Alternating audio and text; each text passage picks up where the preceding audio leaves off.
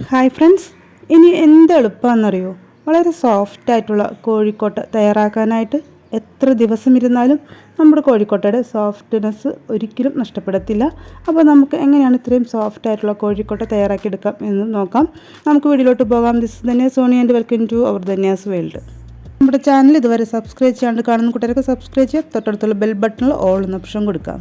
കോഴിക്കോട്ട തയ്യാറാക്കിയെടുക്കാനായിട്ട് വളരെ നൈസായിട്ടുള്ള നമ്മുടെ പത്തിരിപ്പൊടിയാണ് എടുത്തിരിക്കുന്നത്. നമ്മുടെ നന്നായിട്ട് പൊടിച്ചെടുത്തുന്ന അരിപ്പൊടിയാണ് എടുത്തിരിക്കുന്നത്. അതിലോട്ട് ആവശ്യത്തിനുള്ള ഉപ്പ്, അതായത് ഒരു 1/2 ടീസ്പൂണോളം തൊട്ട് ഉപ്പ് ഇട്ട് കൊടുത്തിട്ടുണ്ട്. ഞാനതിലോട്ടൊരു ചെറിയ പീസ് ബട്ടർ ഇട്ട് കൊടുത്തിട്ടുണ്ട്. ബട്ടറിന് പകരം 1 സ്പൂൺ നെയ്യോ അല്ലെങ്കിൽ 1 സ്പൂൺ വെളിച്ചെണ്ണയോ, മൂന്നിൽ ഏതെങ്കിലും ഒന്നിട്ട് ചേർത്താൽ മതി.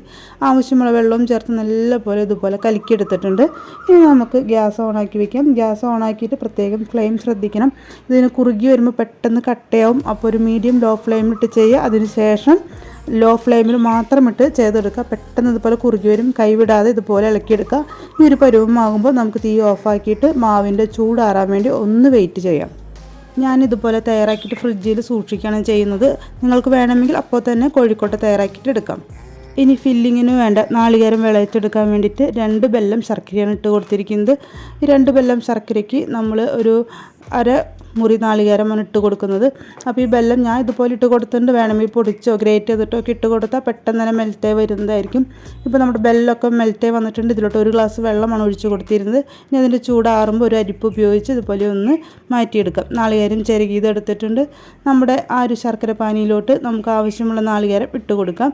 1/2 മുറി നാളികേരം ഇട്ട് കൊടുക്കുന്നുണ്ട്. അതിലോട്ട് ആ ശർക്കര പാനിയൊക്കെ ഒന്ന് വറ്റി വരാൻ വേണ്ടി ഒന്ന് വെയിറ്റ് ചെയ്യണം. അതിലോട്ട് 1 സ്പൂണോളം ഏലക്കാപ്പൊടിയാണ് ചേർത്ത് കൊടുത്തിട്ടുള്ളത്. ഏലക്ക പൊടിയും പിന്നെ വേണമെങ്കിൽ ജീരകം, ഒരു നുള്ളു ഉപ്പിട്ട് കൊടുക്കുന്നു കേട്ടോ. ഇപ്പോൾ കാണിച്ച അത്ര അളവിലാണ് ഉപ്പിട്ട് കൊടുക്കുന്നത്. വേണം ഇഷ്ടമുണ്ടെങ്കിൽ ജീരകത്തിൻ്റെ പൊടിയും അതുപോലെ ചുക്കിൻ്റെ പൊടിയൊക്കെ ഒരു 1/4 ടീസ്പൂൺ വീതം ഇട്ട് കൊടുക്കാം.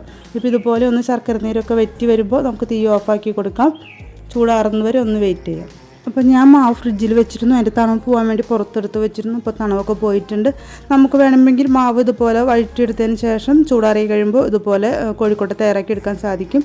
മാവൊക്കെ തലേ ദിവസം റെഡിയാക്കി വെച്ച് കഴിഞ്ഞാൽ നമ്മൾ ഈ ചെയ്യുന്ന ബുദ്ധിമുട്ടൊക്കെ നമുക്ക് ഒഴിവാക്കി വളരെ ഫ്രീ ആയിട്ട് തന്നെ നമുക്കിത് ചെയ്തെടുക്കാനായിട്ട് സാധിക്കും. അപ്പോൾ ചെറിയ ചെറിയ ബോൾസാക്കി വെച്ചിരിക്കുന്ന നമ്മുടെ ഓരോ ഉരുളകൾ എടുത്തിട്ടുണ്ട്. ഞാനിവിടെ ഒരു ചെറിയൊരു പ്ലാസ്റ്റിക് പേപ്പറാണ് എടുത്തിരിക്കുന്നത്. അതിന് 2 സൈഡും ഞാൻ ചെറുതായിട്ട് വെളിച്ചെണ്ണ പറ്റി കൊടുത്തിട്ടുണ്ട്. വെളിച്ചെണ്ണയ്ക്ക് പകരം ബട്ടറോ അല്ലെങ്കിൽ നെയ്യോ അല്ലെങ്കിൽ ബട്ടർ പേപ്പറോ ഉപയോഗിക്കാം. ഇതിന് പകരം പത്തിരി പ്രസ്സോ അല്ലെങ്കിൽ ചപ്പാത്തി പ്രസ്സറോ ഉപയോഗിച്ചിട്ട് ഇതുപോലെ ഒന്ന് പരത്തിയെടുക്കാം. ഞാനിപ്പോൾ ഇതുപോലെ ഒരു പ്ലാസ്റ്റിക് കവറിൽ 2 ഭാഗത്തും വെളിച്ചെണ്ണ ജസ്റ്റ് ഒന്ന് സ്പ്രെഡ് ചെയ്ത് കൊടുത്തിരുന്നു. അപ്പോൾ നമ്മുടെ ഓരോ ബോൾസ് എടുത്തിട്ട് ഇതുപോലെ വെച്ച് ഒരു പാത്രം കൊണ്ട് മുകളിൽ നിന്ന് പ്രസ് ചെയ്ത് കൊടുത്തപ്പോൾ ഇതുപോലെ വന്നിട്ടുണ്ട്. അടിഭാഗം വളരെ ആവണ്ട കാര്യം നമ്മൾ ഫില്ല് ചെയ്ത് കഴിയുമ്പോൾ അത് പൊട്ടാനുള്ള ചാൻസ് ഉണ്ട്. അപ്പോൾ ഒരുവിധം നൈസായി വന്നാൽ മതി. നമ്മുടെ ഫില്ലിംഗ് കൂടെ ഓൾറെഡി റെഡിയാണ്. അത് ഓരോ സ്പൂൺ എടുത്ത് വെച്ചിട്ട് ഇതുപോലെ ഒന്ന് മടക്കി കൊടുത്ത് നല്ലൊരു റൗണ്ട് ഷേപ്പിലാക്കി കൊടുക്കുക. അപ്പോൾ ഞാൻ അതുപോലെ പരത്തി വെച്ചിട്ടുണ്ട്. അതിൽ നിന്ന് ഓരോന്നും എടുത്തിട്ടുണ്ട്. ഇതുപോലെ ഫില്ലിങ് വെച്ച് ജസ്റ്റ് ഒന്ന് മടക്കി എല്ലാ ഭാഗവും കവർ ചെയ്ത് ഒരു റൗണ്ട് ഷേപ്പിൽ ആക്കിയെടുക്കുന്നത്. ഇതുപോലെ ചെയ്തെടുക്കുമ്പോൾ വളരെ സോഫ്റ്റായിട്ടും വളരെ എളുപ്പത്തിലും എല്ലാവർക്കും ചെയ്തെടുക്കാൻ പറ്റും. ഫസ്റ്റായിട്ട് ചെയ്യുന്നവർക്ക് പോലും വളരെ ഈസി ആയിട്ട് തന്നെ ഇതുപോലെ ചപ്പാത്തി പ്രസ്സർ ഇല്ലെങ്കിൽ ഇതുപോലത്തെ ഒരു പ്ലാസ്റ്റിക് കവറിൽ കുറച്ച് എണ്ണ തടവിയിട്ട് ഇതുപോലെ പരത്തി കഴിഞ്ഞാൽ വളരെ ഈസി ആയിട്ട് തന്നെ തയ്യാറാക്കിയെടുക്കാൻ സാധിക്കും. ഇപ്പോൾ നമ്മൾ ഉണ്ടാക്കിയ എല്ലാ കോഴിക്കോട്ടയും ഒരു പ്ലേറ്റിൽ വെച്ച് കൊടുത്തിട്ടുണ്ട്. നമ്മുടെ ഇഡ്ഡലി തട്ടിൽ ഇപ്പോൾ പുതിയ ഇഡ്ഡലി തട്ടൊക്കെയാണെങ്കിൽ ഇതുപോലെ അടിയിൽ വെള്ളം വെച്ച് ഒരു അരിപ്പ പോലത്തെ പാത്രം മുകളിൽ വെക്കാനുണ്ടാവും. അതിൻ്റെ മുകളിൽ നമ്മുടെ കോഴിക്കോട്ടയുടെ പ്ലേറ്റ് വെച്ച് ഒരു 10 മിനിറ്റ് ആവി കയറ്റി വേവിച്ചെടുത്താൽ മതി. ഇതിപ്പോൾ പഴയ ഇഡ്ഡലി തട്ടാണ്. അപ്പോൾ അടിയിൽ വെള്ളം ഒഴിച്ചിട്ട് ഒരു തട്ടിട്ടുണ്ട്. അതിൻ്റെ മുകളിൽ നമ്മുടെ കോഴിക്കോട്ടൊക്കെ വെച്ച് കൊടുത്തു. 10 മിനിറ്റ് കൊണ്ട് തന്നെ നമ്മുടെ കോഴിക്കോട്ട വളരെ സോഫ്റ്റ് ആയിട്ടുള്ള കോഴിക്കോട്ട നമ്മൾ റെഡിയാക്കി എടുത്തിട്ടുണ്ട്. ഇതിൽ ചേർത്ത് കൊടുത്തിട്ടുള്ള അരിപ്പൊടിക്കും അതുപോലെ ഉപ്പിനും വെള്ളത്തിനും ബട്ടറിനൊക്കെ പ്രത്യേകിച്ചൊരു അളവ് കണക്കൊന്നുമില്ല.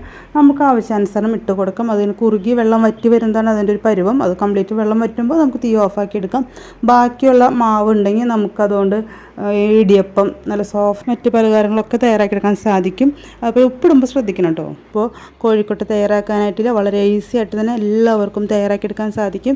ഞങ്ങളുടെയൊക്കെ കുട്ടിക്കാലത്ത് കോഴിക്കോട്ട അവസാന ഞായറിൻ്റെ തലേ ദിവസത്തെ ശനിയാഴ്ചയാണ് നമുക്ക് കോഴിക്കോട്ട തയ്യാറാക്കാറ്. ഇപ്പോൾ അങ്ങനെയൊന്നുമല്ല, എല്ലാ വീടുകളിലും ഒട്ടുമിക്ക ദിവസവും കോഴിക്കോട്ടൊക്കെ തയ്യാറാക്കുന്നത് കാണാറുണ്ട്. അപ്പോൾ എല്ലാവർക്കും അവസാന ഞായറിൻ്റെ ആശംസകൾ നേരുന്നു. അതുപോലെ തന്നെ എല്ലാവരും സോഫ്റ്റ് ആയിട്ടുള്ള കോഴിക്കോട്ട തയ്യാറാക്കിയെടുക്കുക.